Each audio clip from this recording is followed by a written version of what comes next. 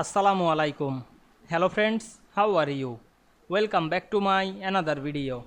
In this video, I am going to show you how to set 0.5 inch page margin in Excel. Let's get started. At first, you have to open your Excel workbook. Then we want to change the margin 0.5.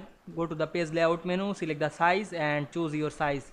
Then zoom out the sheet. We can see here the page size. Now we go to the file menu, select the option and go to the advanced option. Now I am select the measurement units in inches. Now I am select the ruler unit, choose inches, click OK. Then select the margin drop down menu and go to custom margin. We can see here the margin is 1. Now I am make 0.5. The all margin top, bottom or left, right, all margin is 0.5. Make it. Then click OK.